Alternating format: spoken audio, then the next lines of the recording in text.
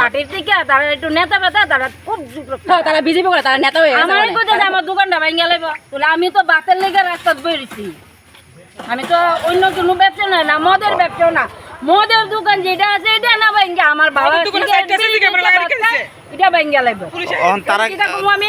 তারার আতঙ্কে কি আপনারা থাকতে পারতেছেন না? না তারা এখন এই সুমুনি থাকতে পারতেছে এই সুমুনি তাইনারও দোকান আছে তাইনারও দোকান আছে এই সুমুনিটাও মানে জ্বালানি আছে কতদিন ধরে এরকম? আজকে বিগত বছর খানেক ধরে তো কেউ জানাইছেন নি এই ব্যাপারে? পুলিশ আইলে আমরা মন্ডল থেকে বুট প্রেসিডেন্ট দিয়ে ধরে সেটা মন্ডল দিয়ে জানাইছি কোনো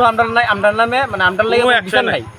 আমরার লাগে আমরা ফারার লাগে কোনো বিচার নাই হেরা হইছে মানে প্রকৃত বিজেপি হেরা হই সবচেয়ে বিজেপি হেরা হই সবকিছু পার্টি হ্যাঁ আর যে মনির যুব মোর্চা প্রেসিডেন্ট কে মনীষ দে যে আয়াম আসছে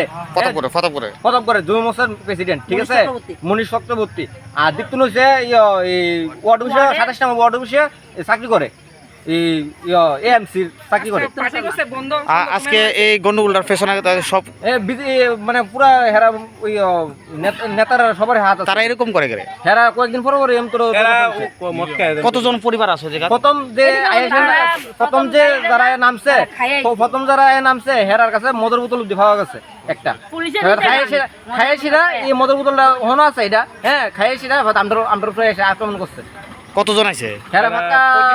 20-30 জন হইব আক্রমণ আড়ালে মানে আড়ালে ঘুষ করা মিলে মদের দোকানতে 40 লইলে আপনারা সব পাইলে যদি সিসি ক্যামেরা সব আছে